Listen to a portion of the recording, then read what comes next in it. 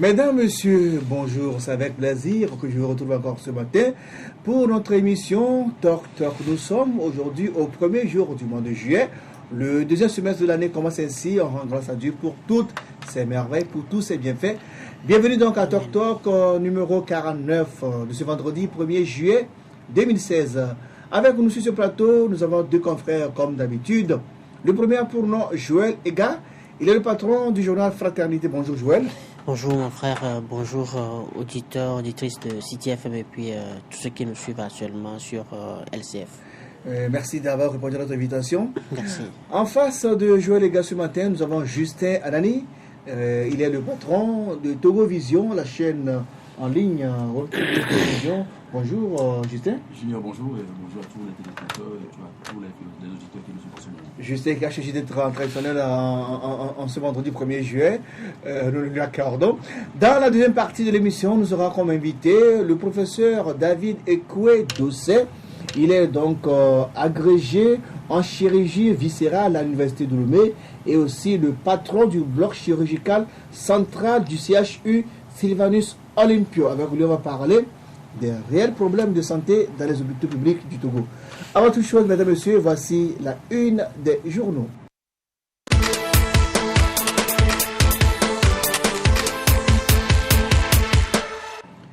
La une des journaux de ce vendredi 1er juillet 2016, nous démarrons rapidement par la dépêche. La dépêche qui dit donc en ce jour, route avec Pozo à Neho, une délégation de l'UE et du gouvernement visite le chantier. Le refus des réformes et le niveau de la corruption hypothèquent les chances d'accès du Togo au fonds du MCC. Le 240e anniversaire de l'indépendance des États-Unis sous le signe de l'innovation et de la liberté d'expression. Baga défalé, un conflit sur fond de rivalité. Défalé se construit, Baga boit la soupe de ses enfants. Foncier Kara, une décision judiciaire qui divise Lamafeng. Exclusive pour avoir réclamé l'indépendance de la RAC, M. Donko Balogu viré. Deuxième journal dans lequel ce matin, le quotidien privé Liberté. Liberté qui titre Nouvelle proposition de loi de réforme, quel accompagnement de l'initiative par les autres composantes de l'opposition. Qualité des politiques et des institutions en Afrique. Le Togo classé 39e et loin derrière ses voisins immédiats. Garen Kouka, un jeune homme détenu et torturé pendant 4 jours par la police. 30 juin 2015, 30 juin 2016, les ouvriers de Wassem ont commémoré l'explosion meurtrière. Dans les caisses également ce matin, l'alternative qui publie une grande enquête. L'interminable palace de fort en construction entre Lomé 2 et la cité OUA. Les nombreux châteaux du prince à l'épreuve de l'article 145 de la Constitution. Les frasques d'un éternel fossoyeur du peuple, Yaovi Aboibo, une vie de collabo. Folis Bazi Katari, vice-président du UNIR, qui déclare, je cite, « Il n'y a personne qui connaisse Aboibo autant qu'Eyadema. » Il disait de lui qu'il n'avait jamais été sincère. Réforme institutionnelle et constitutionnelle. L'opposition parlementaire introduit une proposition de loi à l'Assemblée nationale. Sport, Pawinam Batema, team manager des éperviers. Toujours dans les cœurs ce matin, nous avons des gardiens du Ambrose Ponjo. Insoumission à l'autorité de l'État, le préfet Mélébou s'oppose à l'enterrement de son corps abandonné à la morgue du CHU. Problématique de l'union de l'opposition et recherche de l'alternance au Togo. De quelle union parle-t-on au juste? Dans les cœurs encore, la symphonie de Yves Gallet. Marché des BTP au Togo, doit-on radier Seko à vie? Misao Nyonfam démission. Klassou ou les succès cachés d'un premier ministre. Chefferie traditionnelle, canton de Couvé, du Rififi, après le décret de reconnaissance officielle de Togikossi, Zavon Modjro. 4. Les aigris tentent de semer le trouble. Et enfin, avec nous ce matin, le perroquet de Germain Aïvi. 264 600 francs CFA comme indemnité et fonctionnement annuel. Les chefs traditionnels humiliés et soumis à la mendicité absolue. Dont à l'hôpital d'Afagnan sur fond de moquerie envers les malades, les femmes unirent étalent les tares et les lacunes du pouvoir face aux vrais besoins de leur Et on retourne ici sur le plateau avec un autre journal que nous avons ce matin, le journal L'Union de Eric Johnson. Union pour la patrie qui titre donc en ce jour interview exclusive de Madame Victoire Toméga Dogbé, l'importance, les impacts et les perspectives du programme d'appui au développement à la base. Le PRADEB contribue à la réduction des inégalités. Pour une meilleure utilisation de l'emblème, la Croix-Rouge togolaise associe les agents de la santé. Bien, c'est tout pour la une des journaux. Nous faisons un coucou spécial à Zeus Sajadouvo, qui sourit une bougie de plus aujourd'hui. C'est l'un des fidèles de cette émission. Il était l'un de nos partenaires avant de passer à la hack. Allez, bonjour à Zeus et à tous les amis de Liberté. On marque une pause derrière la première partie.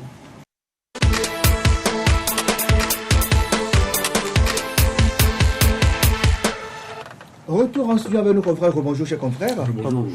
Alors, on va démarrer par le premier sujet. C'est la proposition de loi portant modification des dispositions de 9 articles de la Constitution du 14 octobre 1992. 18 députés de l'ANC et 2 de l'ADI ont déposé mardi dernier sur la table du président de l'Assemblée nationale une proposition de loi portant modification des dispositions des articles 38, 52, 59, 60, 62, 100, 101, 144 et 145 de la Constitution du 14 octobre 1992. D'abord, quelle appréciation faites-vous de cette proposition, de cette initiative, Joël Lega? Non, la première observation qui me vient, enfin, qui m'a frappé, c'est que la proposition de modification ne prend pas en compte l'instance qui nous gère, nous, la presse, la HAC. Quand on parle de réforme, on a dit réforme constitutionnelle et institutionnelle. Institutionnellement, les députés de l'opposition n'ont pas trouvé nécessaire de demander la réforme de la HAC. Or, c'est une des recommandations qui nous tient à cœur. C'est un des baromètres également de la santé démocratique de notre pays. Je suis au regret de constater que parmi les 9 articles qu'ils ont énumérés, il n'y a pas de réforme de la HAC. En attendant que les députés se penchent sur la question, sur l'opposition, il est encore possible qu'ils amendent et qu'ils ajoutent la recomposition de la HAC, parce qu'on l'a toujours demandé. Il faut que nous ayons le pouvoir d'élire directement nos représentants. Comme c'est le cas au Bénin. Effectivement, que nous ayons le pouvoir d'élire directement nos représentants dans cette instance-là qui régule notre corporation. Voilà, c'est la première observation. Maintenant, c'est bien, il y a de cela environ un mois, moi j'avais suggéré ça à Madame Adjamagbou, qui est la présidente du CAP 2015, qu'il faut qu'il prenne l'initiative. Au lieu de réclamer réforme, prenez l'initiative et mettez tous les observateurs devant votre bonne volonté d'accompagner le pouvoir à faire les réformes, puisque eux-mêmes ils ont pris l'initiative il y a de cela un an qu'ils avaient. 2 ans plus tôt. Oui. 2 ans qu'ils avaient pris. 30 juin 2014. 30 juin 2014, qu'ils ont introduit un projet comme ça et qu'ils se sont dit, UNIR dit qu'à sa surprise, enfin le gouvernement UNIR dit à sa surprise, ces députés ont rejeté le texte. Aujourd'hui, que le chef de l'État, au terme des discussions qui, au soir de la présidentielle de 2015, s'est engagé à faire les réformes, je crois, devant Ouattara et John Mahama, ils ont pris l'engagement d'opérer les réformes au plus tard 1 an. 1 an sont passés, les pêtres les ont rappelés. Aujourd'hui, le projet est là. On va voir s'ils vont joindre l'acte à la parole. Mais c'est des inquiétudes. Des inquiétudes parce que tout à l'heure, quand vous le lisez, vous allez sur le site République of Togo. République of Togo a fait quelque chose qui n'apporte pas du tout, qui ne rend aucun service à l'apaisement qu'on demande. Parce que si République of Togo a eu le courage de mettre en ligne que la démarche des députés de l'opposition a peu de chances d'aboutir, je me dis, est-ce qu'il avait besoin de dire ça? Est-ce que ce site avait besoin de servir ça? Sinon, si c'est les intentions, c'est pour diviser plus les Togolais, je crois que ça ne sert à rien de faire cette publication-là. Ça ne rassure pas. Ça ne rassure pas, mais c'est que ça frise la défiance. Ça frise la défiance, ça frise excusez-moi c'est péjoratif, mais ça frise le je m'en foutisme. Le site aurait pu se taire, parce que ce site, on dit c'est un site gouvernemental, ça veut dire que le gouvernement dit... C'est pas un site partisan. Non, a priori, ça ne doit pas être un site partisan. Mais le site a montré carrément qu'il est devenu carrément une caisse de résonance. Il est devenu le relais d'une mentalité que personnellement moi je demande que ça soit proscrit au Togo. Alors, je renvoie la même question donc, à Justin Nani. Alors, quelle appréciation faites-vous de la proposition de loi introduite par les députés Anissé Adi mardi dernier à l'Assemblée nationale?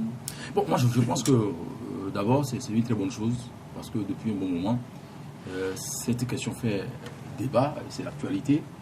On demande à ce que l'accord politique globale, l'APG, signé le 20 août 2006, soit quand même appliqué.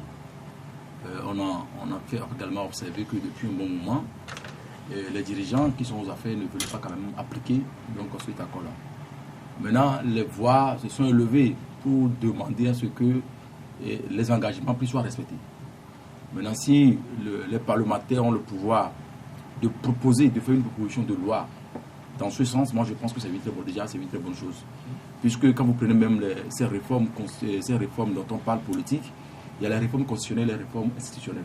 Donc je pense que la démarche qui est menée aujourd'hui, c'est au niveau de la Constitution, et notamment les 9 articles dont vous venez de faire cas, et qui sont renvoyés et qui n'ont rien de particulier par rapport à ce qui a été envoyé entre-temps au niveau du Parlement. Sauf que il y a un article, je crois, l'article 145 qui vient s'ajouter. C'est deux qui viennent s'ajouter. Voilà, qui vient s'ajouter, qui demande à ce que les affaires de la cité soient... On déclare les biens. Les déclarations des biens, la gestion même des affaires de la cité. Mais seulement, moi, je dis que nous sommes en face d'un régime politique qui, pendant des années, démontre à suffisance que le pouvoir nous appartient, vous n'avez pas le droit de s'y mêler, et puis bon, on continue. Et ça m'amène peut-être à dire que lorsqu'on ne met pas le pouvoir d'État en bonne et due forme dans une république, est-ce qu'il faut parler encore des réformes, est-ce qu'il faut encore mener les débats? Puisque j'ai eu également écouté ceux-là qui sont proches, tout à l'heure, Joël fait cas du site gouvernemental Togo, comment on l'appelle? République of Togo. République of Togo. Ben, c'est un dirigeant aujourd'hui qui a parlé en disant que la question de ces réformes-là, au-delà du fait qu'on renvoie la balle dans le camp des intellectuels du Togo, avant tout, c'est une question politique et c'est une question de rapport de force. Maintenant, ça m'amène depuis là, le matin, je commence par réfléchir pour dire, est-ce qu'on voudrait venir au niveau du rapport de force avant que les réformes ne soient opérées au Togo?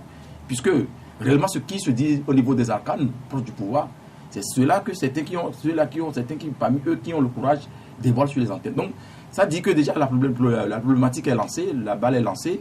On va attendre de voir dans les jours à venir comment est-ce que le débat sera mené. Alors, cette proposition de loi se fonde sur le titre 3 de l'accord politique global du 20 août 2006 prescrivant, je cite, la poursuite des réformes constitutionnelles et institutionnelles nécessaires à la consolidation de la démocratie, de l'état de droit et de la bonne gouvernance. Autrement dit, cette nouvelle proposition concerne les reliquats de l'APG.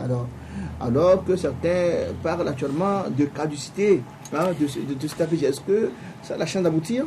Reconnaissons que déclarer la caducité de l'APG, reconnaissons que l'esprit même qui déclare cela est caduc. Celui qui a déclaré cela, il faut qu'il reconnaisse que son esprit même est caduc parce qu'il n'est pas du tout en phase. Si son supérieur, le chef de l'État, c'est lui-même engagé devant ses compères de la sous-région à opérer les réformes, si les prêtres, enfin, attendez, vous connaissez bien l'Église catholique, pour devenir prêtre, c'est pas en 1 an, c'est pas en 2 ans, c'est pas en 3 ans. C'est bac plus 8, c'est le bac plus 8 minimum. Au moins, bac plus 8 au moins. Bac plus 8 minimum. Et maintenant, c'est des évêques, justement, merci. C'est des évêques qui ont fait la recommandation. Mais attends, quand est-ce qu'on a commencé par parler? Quand est-ce qu'on a soulevé premièrement la nécessité d'opérer des réformes institutionnelles et constitutionnelles? C'est dans l'APG. Donc, mais si du haut de tes compétences, tu viens affirmer que c'est caduc, que Dieu nous fasse grâce, mais il ne faut pas que le militantisme nous fasse insulter notre intelligence. Il ne faut pas que le militantisme nous fasse insulter notre intelligence. Moi, je regrette que notre frère ait affirmé cela. Mais bon, mettons ça en parenthèse. Moi, je dis, il faut. Alors, quelles sont les chances que cette proposition passe à l'Assemblée nationale? Les chances que cette position passe à l'Assemblée nationale, il n'y a rien de mieux que la volonté. Il n'y a rien de mieux que la volonté de mesurer toute la responsabilité qui est la nôtre quand nous nous sommes arrogés le devoir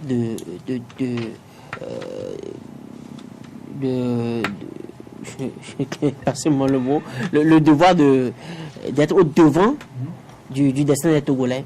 Il faut la volonté parce que je ne sais vers où nous allons.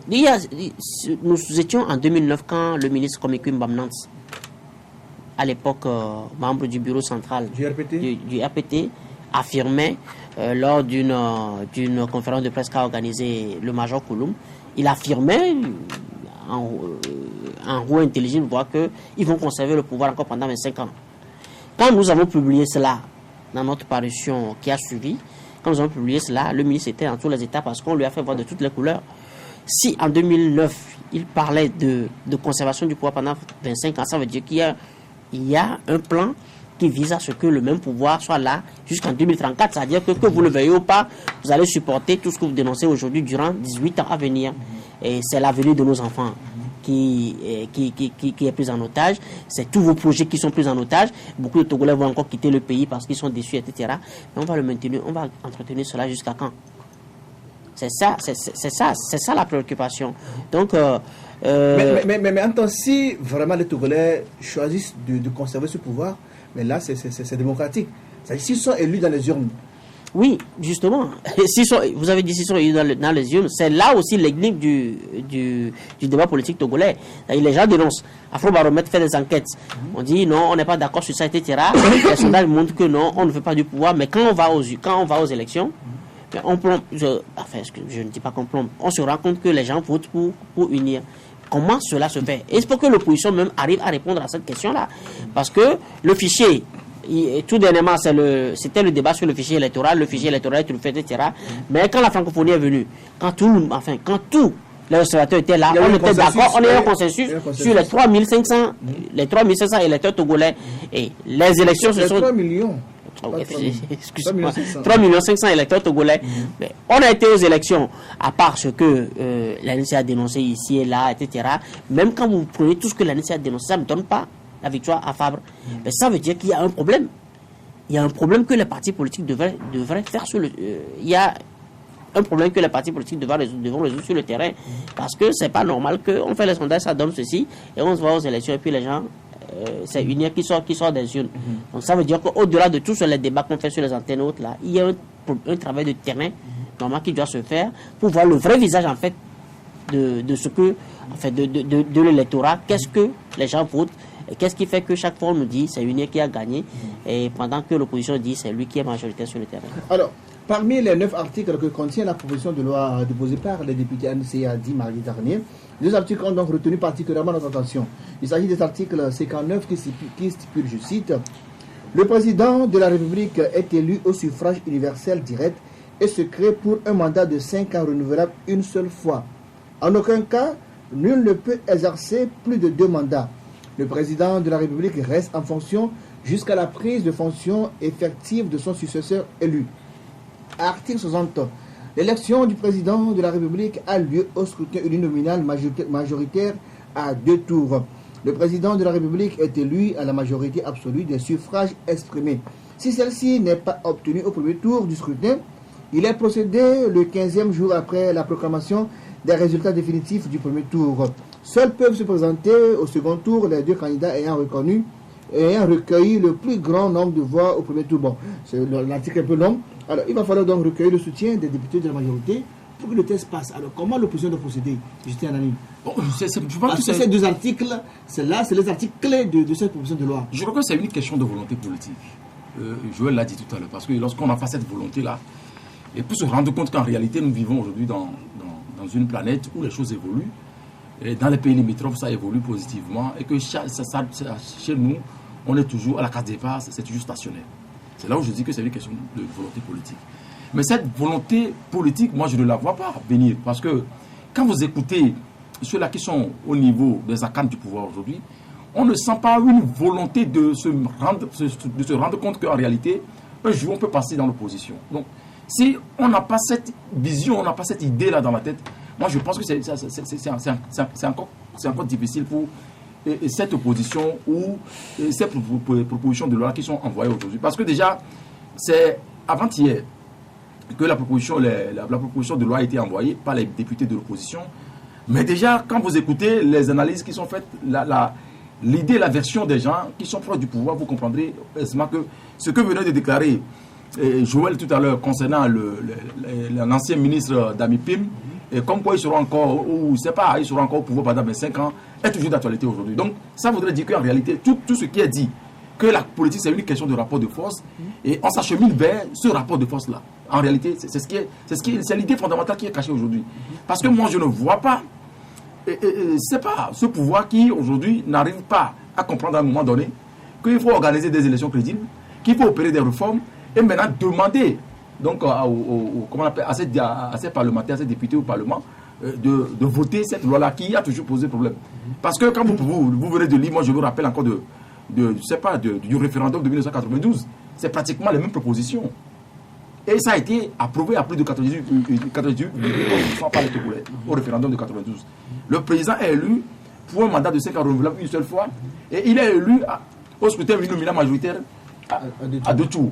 Donc, si c'est pas au premier tour, la majorité n'est pas dégagée, au second tour, forcément. C'est ce qui se fait au Bénin. Mais là, que faut-il faire pour que le test passe? C'est la question que je pose. Dans un premier temps, ok, j'avais aussi posé cette question hier à la présidente du groupe parlementaire ANC au Parlement, madame maître Isabelle Amegambi, sur la question.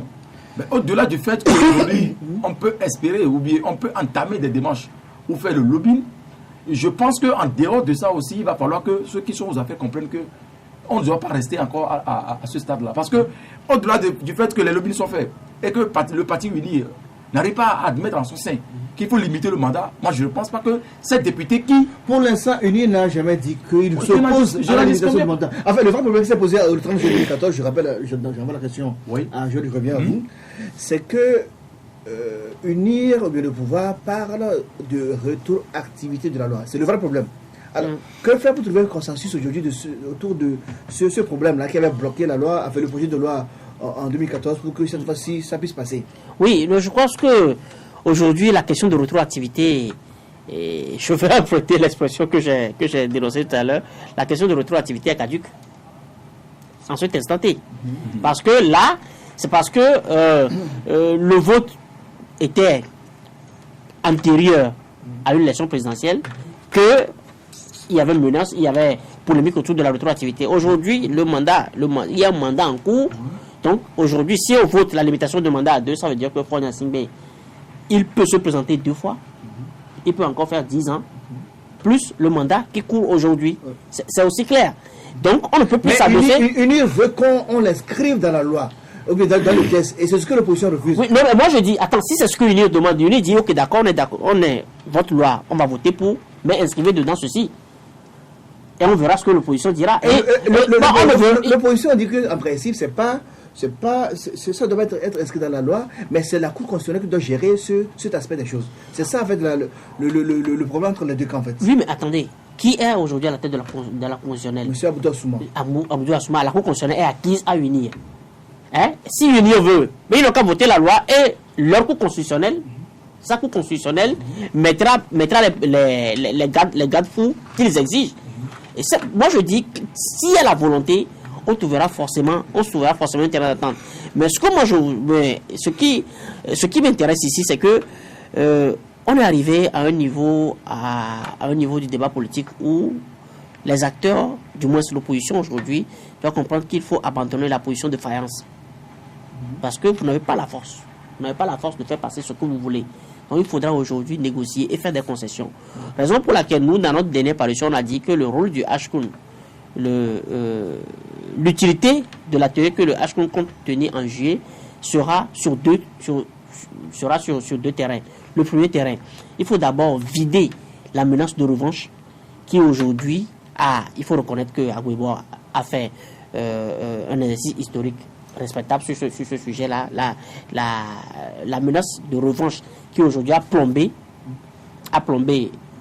les chances de l'alternance, et également extirper cette mentalité hégémonique qui se cultive aujourd'hui au sein du pouvoir. Ce que République of Togo a fait ne fait que traduire cette mentalité hégémonique, c'est-à-dire qu'on a tout, on a la force, on ne veut rien concéder. Mais nous sommes et on y reste. Voilà, nous sommes et nous y restons. On n'a rien à foutre de ce que vous demandez, mais quand vous êtes face à ce schéma-là, qu'est-ce qui peut résulter? Il n'y a que de l'affrontement, il n'y a que le pire qui peut résulter. On n'a pas besoin d'en arriver là. Ça fait 26 ans que nous menons la lutte démocratique. Il faut que les gens, qu'ils ne le veuillent pas, qu'ils se disent, qu'ils sachent que d'une façon ou d'une autre, ils vont céder un peu leurs privilèges pour que on puisse avoir la quiétude nécessaire. Oui, c'est ce que j'aimerais dire. Parce que c'est par rapport à cette proposition de loi. En réalité, on parle de la Constitution. La Constitution, c'est la loi fondamentale. Donc, on ne peut pas élaborer un test personnel.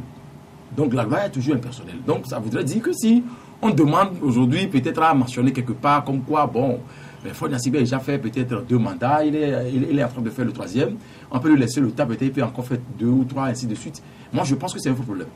Parce que lorsque vous rencontrez les constitutionnalistes, ils vous diront que lorsque un test de ce genre est adopté, ça fait partie de l'application immédiate. Donc ça voudrait dire que le débat ne se pose pas. C'est-à-dire que Faure est déjà dans son premier mandat, ça, oui, selon la loi. Non. C'est-à-dire qu'en réalité, on vote une constitution ici aujourd'hui.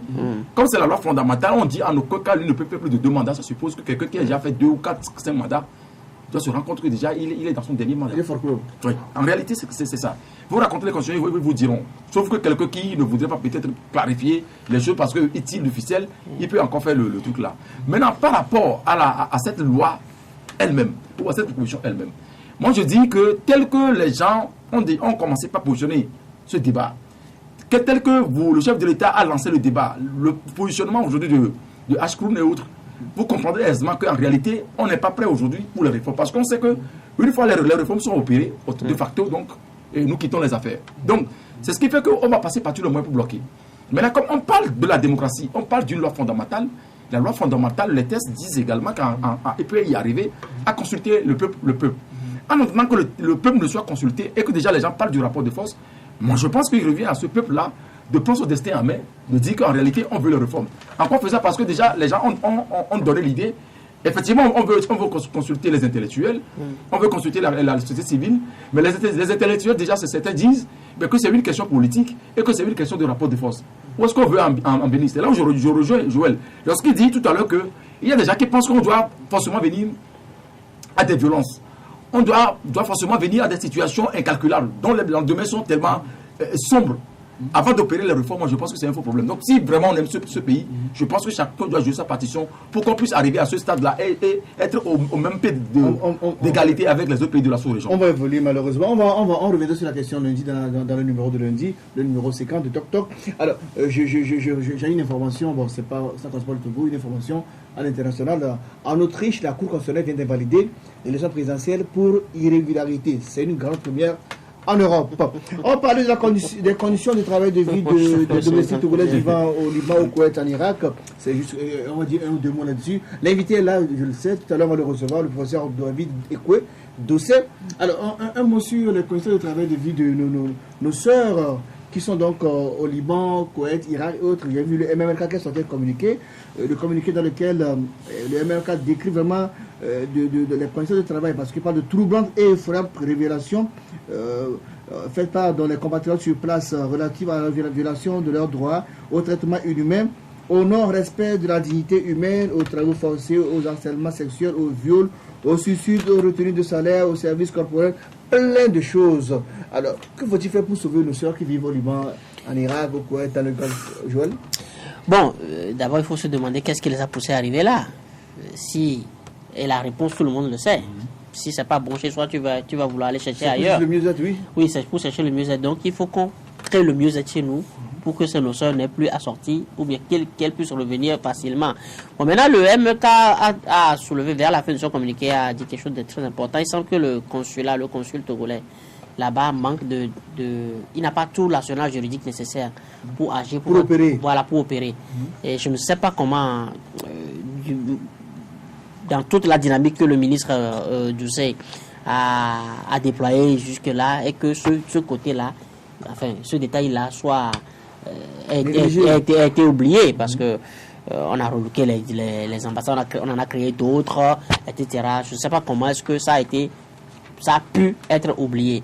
Mais je dénote également, enfin, c'est l'occasion relever qu'il n'y a pas de politique pour les Togolais de l'extérieur. On Ah, n'a pas de politique nationale pour les Togolais de l'extérieur. Donc, s'il y avait une politique pour les Togolais de l'extérieur, on allait saisir les textes de cette politique-là, voir qu'est-ce qu'il faut faire pour faire amener, pour faire revenir nos sœurs là au Liban. Qui souffrent vraiment dans le corps. Qui souffrent vraiment. Non, moi, je dis que la diaspora togolaise est toujours oubliée. Hein. Ça il faut le dire. On a vu la semaine de la diaspora qui a été organisée cette année, je pense. Hein. Donc, Non, elle n'est pas oubliée. Quelle diaspora? C'est là aussi la question. On va aller Quelle vite. diaspora aussi? On en parlera maintenant. Cette diaspora on parle qui est là, des domestiques togolaises. Tout à fait, c'est là où je dis. C'est là où je dis que la diaspora togolaise, disons, tel que Joël venait de le dire, il faut une politique en la matière. Et si ce constat est fait et que les Togolais ailleurs sont maltraités, je pense qu'il revient aux gouvernants qui, en quelque sorte, sont les parents des Togolais, peut-être à l'extérieur, de taper du poing sur la table. Si on ne peut pas arrêter l'hémorragie, prendre des mesures pour ramener nos soeurs qui sont dans la détresse dans l'autre côté au niveau de l'Asie. Parce que ces informations ne datent pas d'aujourd'hui. Mais on a tapé du poing sur la table, on a écrit, on a crié. Mais le gouvernement fit de ne pas attendre raison. Et la situation est d'actualité encore aujourd'hui et ça pourrit. Je suis en contact avec un ami également de l'autre côté qui m'a envoyé des images. Vraiment, c'est insupportable, c'est pas possible. Donc c'est là où moi je dis que dans un pays où la dignité même de l'être humain n'est pas respectée, et à plus forte raison, ces Togolais-là qui ont quitté le pays pour des raisons d'aller peut-être chercher économiques, aller chercher mieux vivre ailleurs, surtout dans des situations vraiment difficiles, il revient à ces gouverneurs-là de leur venir en aide. C'est là que le constat malheureusement qui est fait aujourd'hui.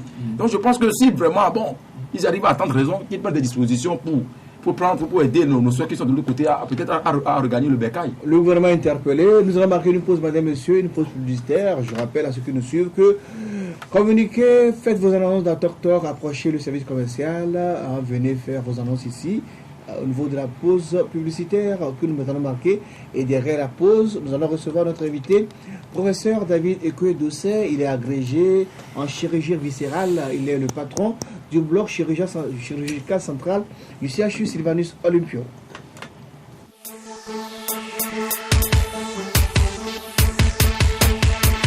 Suivez tous les lundis, mercredis et vendredis votre émission Tok Tok.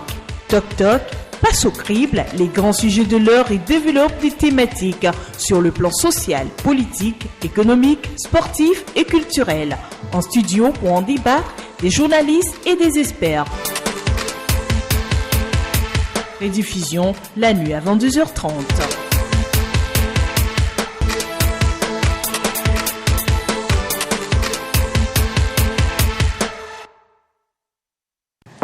Retour en studio avec notre invité. Nous avons ce matin chez nous, ici, sur TokTok, dans l'émission TokTok, professeur David Ekwe-Dossé. Bonjour, professeur. Bonjour. Je rappelle que vous êtes agrégé en chirurgie viscérale à l'Université de Lomé. Vous êtes aussi le responsable du bloc opératoire central, chirurgical central du CHU Sylvanus Olympio. Alors d'abord, comment se porte la santé, le service de santé en général au Togo aujourd'hui? Il est clair, je crois que le système de santé de notre pays est malade. Le secteur de santé est en faillite et je crois que les raisons sont nombreuses et qu'il faut qu'ensemble on puisse réfléchir à la situation et trouver les solutions adaptées. Alors qu'est-ce que c'est que la chirurgie viscérale? On veut savoir avant de continuer. Alors on va essayer de simplifier en disant qu'en chirurgie, nous avons ceux qui s'occupent du mou. Donc, c'est plus ou moins la chirurgie viscérale. On opère les viscères. Je ne sais pas si ça vous dit grand-chose, mais c'est tout ce qui est différent de l'os. Et donc, ceux qui opèrent l'os... C'est la traumatologie, l'orthopédie, eux, c'est le dur, donc l'os, et nous, c'est le mou, les viscères. Ok. Alors, donc, il y a de cela exactement 2 semaines, le confrère L'Alternative publiait un long dossier sur le fonctionnement du CHU Sylvanus Olympio. On y lisait donc par exemple que seuls 2 agents sur 10 dans le plus grand hôpital du public du Togo sont intègres. Les praticiens hospitaliers se substituent à l'administration hospitalière en délivrant des factures et autres. D'autres détournent les matériels médicaux. Nous avons montré même des images de ce qui a été détourné sur place. Eau de Javel, autre là. Alors, la liste est longue, on ne peut pas tout numérer ici. Mais qu'en est-il au juste, professeur? Je crois que tout le monde s'accorde sur une chose, c'est qu'il y a certainement des écarts de conduite. Il y a certainement des difficultés en termes d'accueil, des propos malveillants, des attitudes qui sont inacceptables. mais je suis surpris qu'on puisse dire que cela concerne 8 agents sur 10. Je ne sais pas quelle est l'étude qui a été faite et qui permet aujourd'hui d'affirmer ces proportions. Il y a donc certainement des difficultés et je crois que le personnel de santé en est très conscient et c'est pour cela que le syndicat dont je fus un des responsables avait déjà en 2009 initié une formation à l'endroit de ces agents, notamment les aides-soignants qui sont généralement au premier contact des patients. Et ensuite, en 2016, il y a eu la campagne pour le sourire. Et ce qui nous a vraiment déçus, c'est que les autorités ont brillé par leur absence à chaque fois que nous avons organisé des formations ou des campagnes de sensibilisation. Est-ce qu'elles ont été invitées? Il y a eu des courriers qui ont été envoyés, mais il n'y a jamais eu de réaction officielle, malheureusement. Oui, professeur. Première question, il semble que vous êtes presque le seul spécialiste dans votre domaine qui ait choisi de rester au Togo. Vu l'environnement, vu tout ce que vous avez eu à dénoncer, votre parcours à la tête du Saint-Fort, etc., aujourd'hui, est-ce que vous êtes tenté encore? Il vous arrive de penser quitter le Togo? Je voudrais rectifier une chose, je ne suis pas le seul spécialiste en chirurgie viscérale. J'ai des aînés qui sont là, notamment le doyen de la faculté des sciences de la santé, qui fait de la chirurgie viscérale. J'ai de jeunes confrères qui sont revenus. Et sincèrement, non. Je suis togolais, je suis au Togo, j'ai envie de travailler pour mon pays, même s'il y a des difficultés, même si la pratique de la médecine est particulièrement difficile ici, je persiste à penser qu'il faut rester au Togo pour travailler pour la population togolaise. C'est une conviction. Oui, docteur, j'aimerais peut-être vous demander comment est-ce que ça s'est passé, ça a évolué jusqu'à aujourd'hui, on est arrivé à ce stade. Tout à fait. Je crois que vous avez posé une question très très importante. Notre système de santé est en faillite. Tout le monde le constate, mais quelles en sont les raisons? Déjà, je vous renvoie au début du millénaire. En 2001, les chefs d'État sont réunis à Abuja et les chefs d'État ont fait un constat. C'est que dans beaucoup de pays d'Afrique, malheureusement, il y a eu un désengagement de l'État dans des secteurs essentiels comme la santé et l'éducation. Et les chefs d'État en 2001 ont dit qu'il fallait dorénavant accorder une plus grande partie du budget à des secteurs comme la santé et l'éducation. Et pour la santé, on avait dit au moins 15%. Malheureusement, notre pays n'a jamais respecté cet engagement. Au mieux, je pense qu'on a atteint peut-être 5% ou 6%.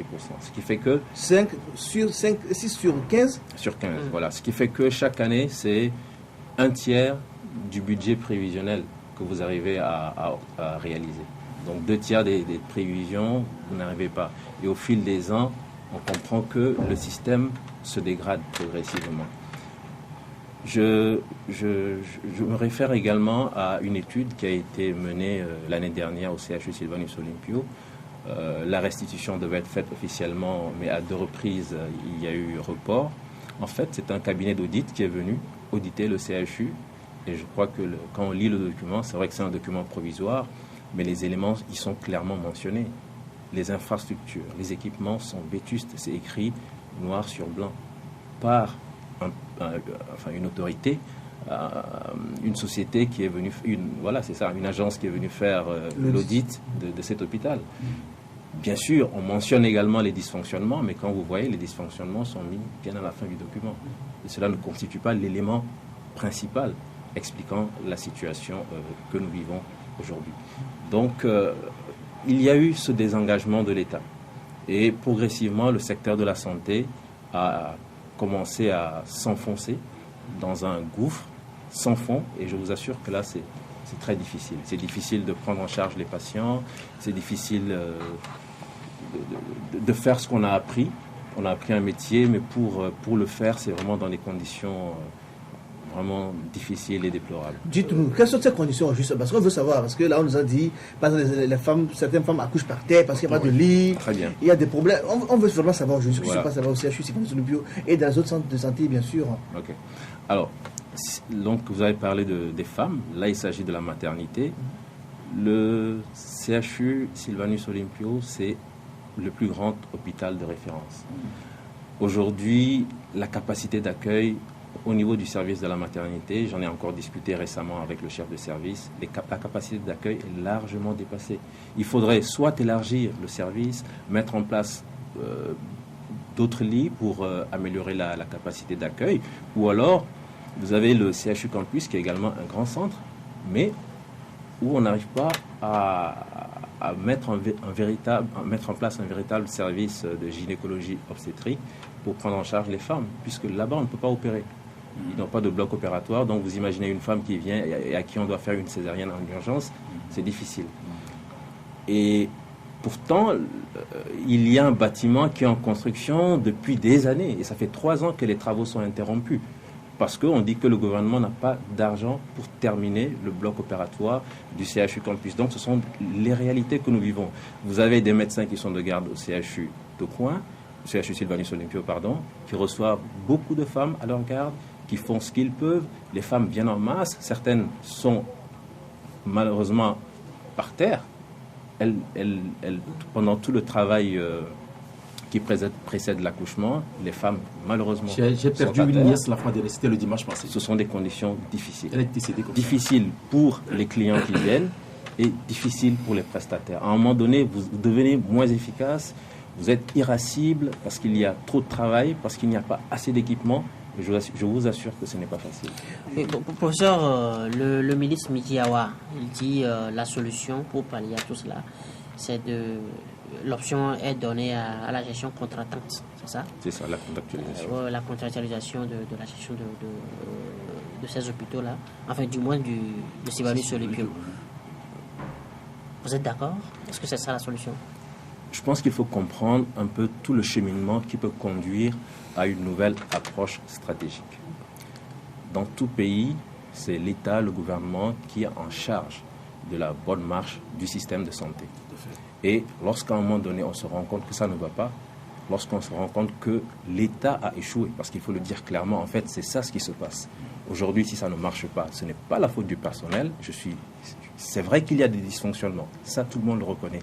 Mais dire que ce sont les écarts de conduite qui expliquent la faillite du système de santé, je crois que c'est sans commentaire. On ne va pas se perdre son temps à donner des explications par rapport à cela. C'est donc l'État qui doit mettre en place le système de santé qui échoue et qui se dit « je vais faire appel au secteur privé pour venir soutenir mon action dans le public ». C'est donc un partenariat public-privé qui se met en place et qu'on nomme la contractualisation. C'est aussi simple que cela. Donc vous faites appel à des partenaires privés qui viennent et vous mettez en place un contrat. Dans le contrat, il est dit clairement que chaque partie aura des actions, en tout cas un cahier de charge bien précis. Et donc, si l'État estime aujourd'hui qu'il n'a pas su mettre en place le système de santé à même de répondre aux besoins sanitaires de la population et qu'il faut faire appel à des privés, c'est une approche stratégique et l'État, à mon avis, a tout à fait ce droit. Mais là où il est important quand même qu'on ait des précisions, c'est sur l'ensemble du processus. Parce que si on décide de s'engager dans la contractualisation, il faut qu'on sache où on met les pas. Où on met les pieds, et avec qui on décide de faire cette contractualisation. Je me souviens que nous étions en début d'année, en janvier ou en février, et nous avions eu l'honneur de recevoir le ministre de la Santé au CHU Sylvanus Olympio. Et dans ses prévisions, il disait que la contractualisation serait effective dès le premier trimestre de cette année 2016. Et nous avons réagi en lui disant que c'est impossible. Si on veut faire quelque chose de sérieux, il faut prendre le temps de réfléchir au cadre juridique. C'est très important. Chacun doit savoir à quoi il s'engage. Sinon, demain, vous aurez à régler des conflits entre les syndicats et les autorités qui ont en charge la structure, le ministère et les autorités, etc., etc. Donc, il faut mettre en place ce cadre réglementaire. C'est la première étape. Et à partir de là, vous identifiez les partenaires avec qui vous voulez travailler. Donc, c'est un long processus qui peut se faire, à mon avis, à moyen ou à long terme. Et donc, à court terme, qu'est-ce qu'on fait? Est-ce qu'on continue dans cette situation déplorable ou est-ce qu'à court terme, on peut quand même envisager des solutions pour essayer de soulager les clients qui viennent dans nos structures, soulager également le personnel? Parlant de solutions, est-ce que vous en avez vous autres à proposer à l'État aujourd'hui? Si on nous invite, bien sûr qu'il y a des possibilités. Déjà, en termes d'équipement, on peut s'équiper à moyens frais. Il y a des équipements que les cliniques de la place utilisent. Ils ont leur circuit d'approvisionnement et ça permet d'avoir des équipements de qualité et à moindre frais. C'est possible. Alors, on nous dit aussi que non seulement on sait qu'il y a un problème de personnel, un manque criard. Alors d'abord, qui fait le recrutement au CHU? Est-ce que c'est possible au directeur de recruter sur place ou bien c'est l'État qui doit forcément recruter? Et qui doit être recruté? Parce qu'il se pose aussi un réel problème de compétences chez vous là-bas. Tout à fait. Donc, on revient encore au problème de personnel et nous sommes tout à fait d'accord pour dire qu'il y a des problèmes en termes de personnel. Ce qui veut dire que... En termes de compétences ou bien en termes de... Le nombre et la qualité. Vous allez comprendre. Vous allez comprendre. D'abord, donc, un personnel, ça se forme. Il y a une formation de base. Et aujourd'hui, au Togo, on ne forme que le personnel médical et le personnel paramédical. Mais plus de la moitié est constitué par ce qu'on appelle les gardes malades ou les aides-soignants. Il n'y a pas d'école de formation des gardes malades au Togo. Ce sont des gens qui sont recrutés. Sur quelle base ? Sur le tas, si vous voulez. Sur quelle base? Moi, je ne peux pas vous le dire, puisqu'il n'y a pas d'école de formation. Et donc, ces personnes arrivent dans une structure de soins sans aucune formation préalable, sans avoir une notion précise sur l'importance, par exemple, de l'accueil, puisqu'on parle souvent de l'accueil. Et donc, qu'on ne soit pas surpris que parfois, il y ait des comportements qui s'écartent de ce qu'on pourrait espérer. Donc ça, c'est la première des choses.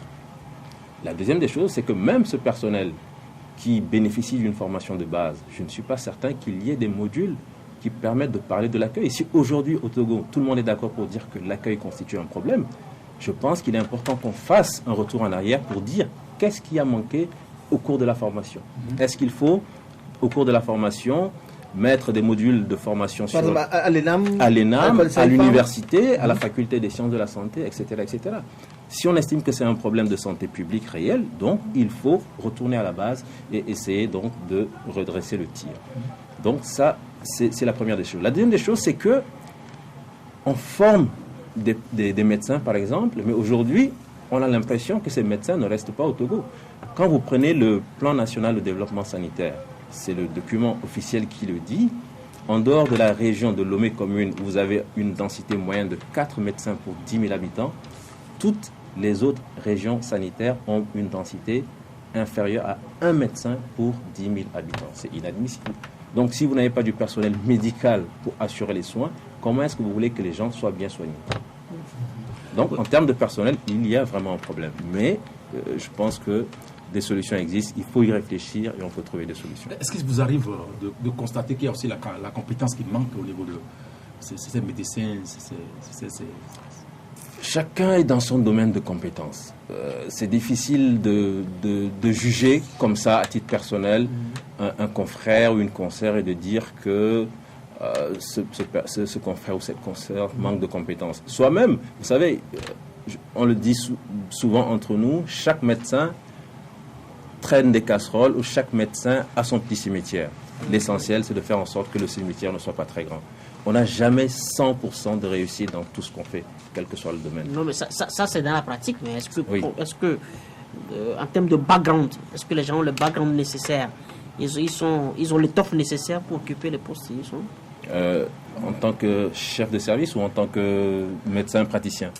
Moi, je parle des aides. Moi, je pense que des aides des gardes malades. Non, les gardes malades, il a dit, ça dit que les gens sont recrutés sur le tas.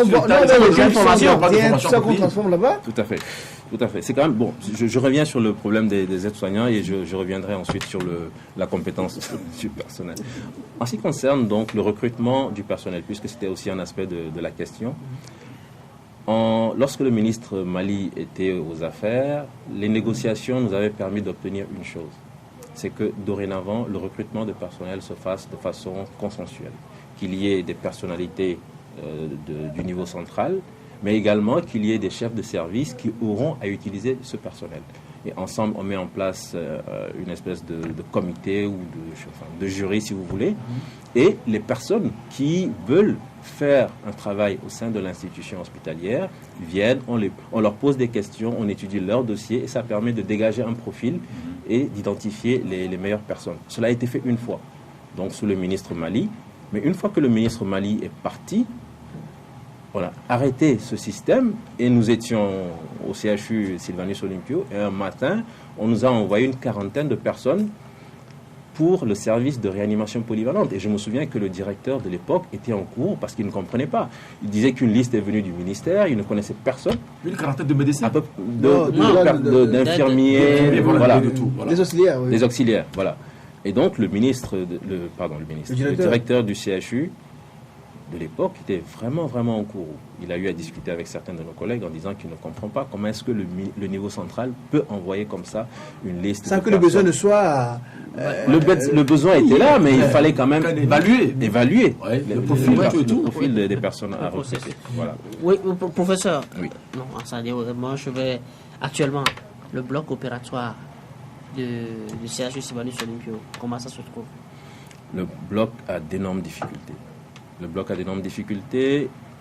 Je donne un exemple. Vous avez évoqué tantôt l'interview que le directeur du CHU a accordé à Alternative. Je pense que nous tous, nous l'avons lu. Et j'avoue que moi, j'ai trouvé ça vraiment pathétique et ça m'a laissé perplexe. Je ne comprenais pas pourquoi est-ce que cette première autorité de notre institution pouvait se laisser aller à autant de propos, je dirais, malveillants, il y a quelque chose de ça, discourtois. J'avoue que je n'ai pas apprécié. Mais bon, on aura à en discuter puisqu'il est prévu une réunion avec lui la semaine prochaine. Alors, le bloc a des difficultés. On a donné l'impression que les médecins sont tous des escrocs, les médecins sont tous des voleurs, les chefs de service ne sont pas là pour faire tourner leur service et que le système va mal. Aujourd'hui, nous avons le bloc central qui opère beaucoup et le bloc du pavillon militaire. Le bloc du pavillon militaire a été construit. Pendant des années, il n'y avait eu aucun équipement. Les salles étaient là, pleines de poussière, mais on ne pouvait pas y opérer des patients. Il a fallu qu'un chef de service voie des partenaires, négocie avec les partenaires pour que les partenaires acceptent de mettre en place un équipement de près de 80 à 100 millions. Et aujourd'hui, nous opérons des Togolais dans ces salles opératoires du pavillon militaire grâce à l'action d'un chef de service. Peut-être qu'il n'est jamais présent, mais en tout cas, ce chef de service aura peut-être permis de faire tourner cette structure au sein du CHU Sylvanus Olympio. Si vous prenez la chirurgie vasculaire, alors c'est une spécialité. Nous n'en avons pas beaucoup de chirurgiens qui font de la chirurgie vasculaire. Et celui qui en fait principalement, il opère aujourd'hui grâce à du matériel propre, individuel, qu'il a fait venir de France lorsqu'il était en stage. Et c'est avec ça qu'il soigne des Togolais, sans rien demander à l'hôpital. Et ben pourquoi il ne demande pas? Il fallait justement demander avant qu'on le refuse. Ouh là là, vous savez, pour avoir des vestiaires, quelque chose qui puisse ressembler à des vestiaires au CHU Sylvanus Olympio, j'ai bien compté. Nous avons mis 5 années de négociation pour obtenir des vestiaires. Sinon, il fallait se changer dans son bureau. Quand il pleut, vous avez de la boue par terre, vous traversez cette boue avec vos chaussures et c'est avec ça que vous allez au bloc pour opérer. Donc 5 années de négociation avant d'avoir des vestiaires. Donc pour le reste, parfois on n'a plus tellement d'énergie pour aller à chaque fois demander, pour aller à chaque fois négocier. Nous avons ce qu'on appelle la vidéochirurgie aujourd'hui au bloc opératoire du CHU Sylvanus Olympio. C'est une avancée, il faut le reconnaître, grâce au projet BIDC, au fameux projet BIDC. Mais pour pouvoir opérer, il y a un instrument qu'on appelle des clips. On en a eu en dotation initiale. Ça a peut-être permis d'opérer pendant 2 mois, 1 trimestre. Mais après, il fallait encore des clips pour opérer les patients. Le CHU n'en a jamais acheté. Et pourtant, nous continuons d'opérer depuis 2010 à 2016. Mais parce que nous avons des amis, des partenaires qui nous donnent ces clips.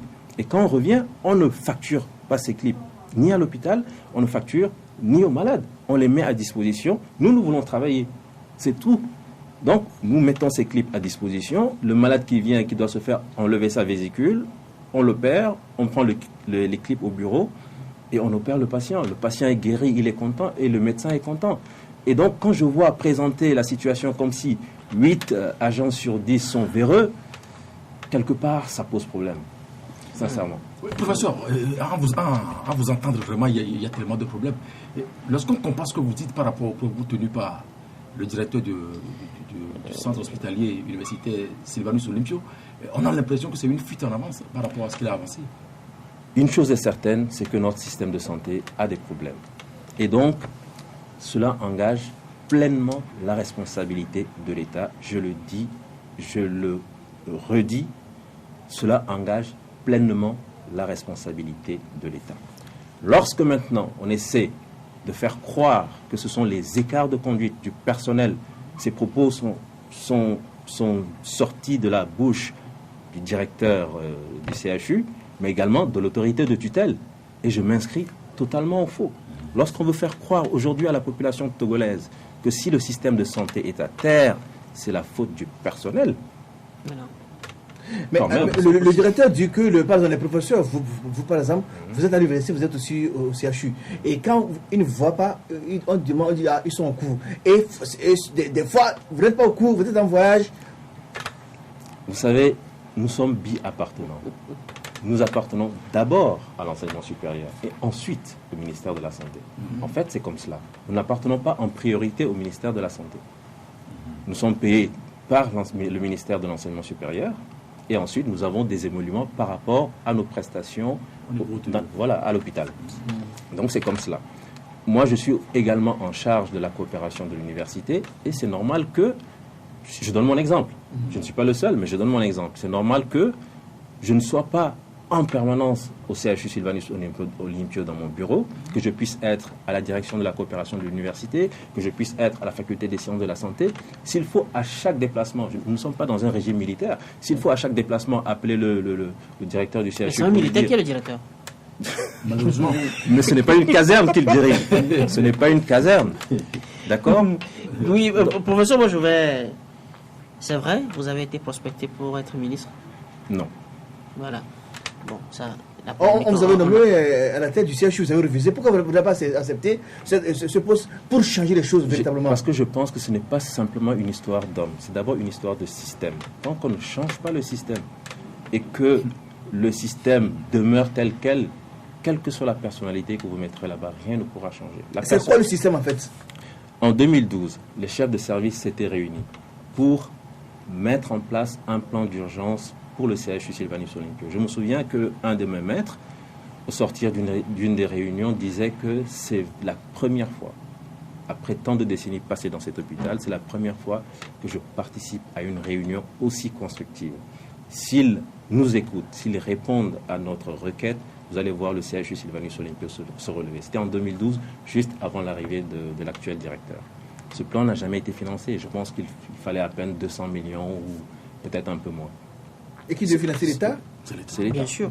Ce plan n'a jamais été financé. Ce qui veut dire que lorsque les acteurs constatent des problèmes et proposent des solutions, le système, s'il est efficace, ce système devrait prendre en compte les propositions qui émanent des acteurs qui sont sur le terrain. Mais quand ce sont d'autres solutions importées d'ailleurs qu'on veut imposer, c'est toujours difficile. C'est du rafistolage. C'est toujours difficile. Aujourd'hui, on revient à la contractualisation. Je pense que c'est une approche stratégique qui a fait ses preuves. On peut aller dans la contractualisation, mais en se disant que c'est un long processus, c'est un processus à long terme, et qu'à court terme, cela fait 1 an que le nouveau ministre est en poste. Est-ce que quelque chose a changé? Maintenant, dans le PSS, comment faire pour y remédier à tous ces manquements, à tous ces problèmes-là que nous avons au niveau de nos centres hospitaliers? Que proposez-vous? Il y a tellement de problèmes. Entre-temps, je me souviens que le chef de l'État avait proposé qu'il y ait des grandes assises. C'était l'occasion de s'asseoir pour parler du personnel, parler des infrastructures, de la gestion, des équipements. Il y a tellement de problèmes dans chacun de ces domaines que, en quelques minutes, je pense qu'il est difficile que je puisse vous donner une réponse toute faite. Alors, la solution passerait par la construction d'un autre hôpital de référence à Lomé ou bien à l'intérieur du pays? Non, ce n'est pas simplement une histoire d'un bâtiment à construire. Ça va au-delà. Je vous ai parlé de système, je vous ai parlé de ce système qui permet vraiment de prendre en compte les vrais problèmes. Et qu'on laisse tomber cette langue de bois, quand on vient pour parler de la contractualisation, qu'on dise que c'est parce qu'il y a eu faillite de l'État qu'on fait appel à des privés. On ne dit pas que c'est parce que le personnel a failli à sa mission qu'on fait appel à des privés. Et aujourd'hui, nous avons bâti notre stratégie sur les OMD. Vous vous en souvenez? Oui. Les objectifs du millénaire pour le développement. Qu'en est-il de ces OMD en santé aujourd'hui? Un échec total, un échec cuisant. Un fiasco. Un fiasco. Le premier objectif en santé qui concernait les enfants, la mortalité, on a même eu l'impression qu'elle a grimpé au lieu de diminuer. La santé des femmes, c'est la même chose. Là où on a peut-être eu de petits frémissements... Vous voulez dire que le karma que le chef d'État a lancé tout dernièrement, ça n'a pas eu d'effet? Moi, je me base sur le dernier rapport qui est sorti en 2014, à 1 an pratiquement de l'échéance, et qui mettait en garde le gouvernement en disant clairement que à l'échéance 2015, il était impossible d'atteindre l'objectif 4 qui concernait la mortalité des enfants et l'objectif 5 qui concernait la santé des femmes. C'était impossible, sauf miracle. Mais en dehors d'un miracle, avec tout ce qu'il y avait comme difficulté, c'était impossible que le Togo atteigne les objectifs 4 et 5. L'objectif 6, il y a eu un frémissement. Ça a un peu bougé, ça s'est un peu amélioré, mais dans le rapport, c'est dit clairement, le Togo s'appuie totalement et exclusivement sur des partenaires. Ce sont les partenaires financiers qui permettent au paludisme, à la tuberculose, au VIH de s'améliorer. Mais une fois que les partenaires se retirent, nous aurons d'énormes difficultés. Qu'est-ce que nous sommes en mesure de faire aujourd'hui par nous-mêmes? C'est la question qu'on doit se poser. On est mort alors? On n'est pas encore mort, on est encore debout, mais il faut dorénavant commencer à se dire la vérité, qu'on laisse tomber cette langue de bois, qu'on se dise la vérité entre Togolais. S'il y a des causes à relever et à identifier, il faut les relever, les identifier pour trouver des solutions. Mais si on laisse tomber les vraies causes pour dire que c'est la faute de telle ou de telle corporation, on s'en sortira jamais. Mais vous êtes d'accord qu'il y a un problème de conscience professionnelle aujourd'hui dans les hôpitaux publics? De conscience professionnelle. Mais vous savez, en 2016, lorsque nous avons lancé la campagne pour le sourire, c'est parce que nous avions identifié justement ce problème. Nous l'avions identifié. C'est un problème récurrent. Et quand la population se plaint, ça vous interpelle. Et en tant que responsable, vous vous dites, il faut faire quelque chose. Même si plus de 50% de ce personnel n'est pas formé, on peut, en termes de formation continue ou de remise à niveau, faire quelque chose. Nous avons interpellé l'État et, à mon avis, l'attitude logique aurait été que l'État se dise « Ah, les acteurs eux-mêmes veulent faire quelque chose, je les accompagne, je les appuie pour qu'on puisse avoir un impact positif. » Mais quand l'État se met totalement en marge et vous laisse faire, en sachant que pour faire de la sensibilisation, pour faire une campagne pour sillonner l'ensemble du pays, pour retourner dans les structures, il faut quand même des moyens. Mais si vous n'avez pas avec vous les moyens de l'État, c'est difficile. Comment se porte le syndicat? Une dernière question. Oui, professeur, si on fait une comparaison offre et demande, est-ce qu'aujourd'hui on a besoin d'un nouvel hôpital ou bien il suffit de relooker, en fait, de réaménager le CHU Sylvanus Olympio et ça de Kégué et puis ça va? Le CHU Sylvanus Olympio, il faut l'équiper parce qu'il faut des équipements. Les équipements qui sont là, tous les documents sérieux vous le disent clairement, ces équipements sont vétustes et ne permettent plus de répondre aux besoins sanitaires. Mais en même temps, pour que tous ne convergent pas uniquement vers le CHU Sylvanus Olympio, Lomé s'agrandit. On a le CHU Campus. Mais il est inconcevable qu'on ne puisse pas, il est inconcevable qu'on ne puisse pas opérer aujourd'hui les femmes enceintes au CHU Campus, tout simplement parce que le gouvernement n'a pas d'argent. Le bloc, je vous dis, ça fait 3 ans que la construction du bloc est interrompue. Moi, j'ai visité les structures il y a 1 mois. Et je vous assure, ce sont de très grandes salles, carrelées, c'est très beau, mais on n'arrive pas à finir. C'est un éléphant blanc parce que, tout simplement, le gouvernement n'a pas d'argent. Alors, quand on nous dit aussi aujourd'hui que le problème du système de santé, ce n'est pas un problème de moyens, je suis désolé. On ne pourra jamais changer ce système tel qu'il est aujourd'hui si l'État n'y met pas les moyens. Et c'est également un des éléments qui manque à ce processus de contractualisation.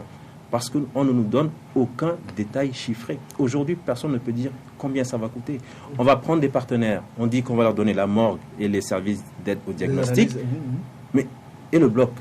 Est-ce que les partenaires vont l'équiper ou pas? Qui est-ce qui équipe? Si c'est l'État, est-ce que c'est un projet BIDC bis? Est-ce qu'on va à nouveau mettre 10 milliards dans l'équipement? Ou bien est-ce que c'est le partenaire privé qui vient?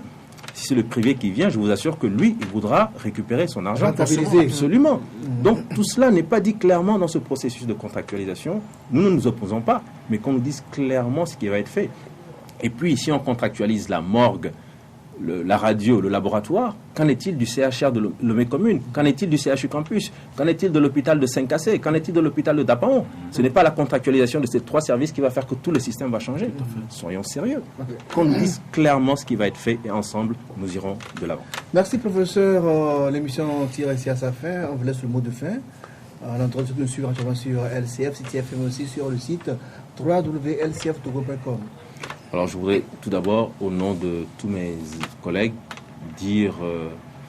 présenter vraiment toutes nos excuses à ces malades, leurs familles qui viennent dans les structures sanitaires et qui malheureusement sont parfois très mal accueillis. Notre souhait aurait été que les choses se passent autrement en termes de comportement, en termes d'attitude, en termes de propos, mais aussi, qu'on puisse disposer du minimum pour que la prise en charge puisse se faire rapidement pour que les gens puissent retourner chez eux satisfaits. Merci, professeur. Mesdames, Messieurs, docteur de ce 1er juillet 2016 achève ainsi. Merci à Joël Ega, le patron de Fraternité. Merci à Justin Anani, Togo Vision. Merci au professeur David Kouedossé. Je rappelle qu'il est le responsable du bloc chirurgical central du CHU Sylvanus Olympio. Il est aussi agrégé en chirurgie viscérale à l'université de Lomé. L'émission sera rediffusée à 22h30 comme d'habitude. Portez-vous bien, passez un bon week-end. On se retrouve lundi prochain pour un nouveau numéro. Lundi, nous aurons comme invité Monsieur Nicolas de Quessel-Lawson et le président du PRR, le Parti du Renouveau de la Rédemption. Allez, on se retrouve très bientôt.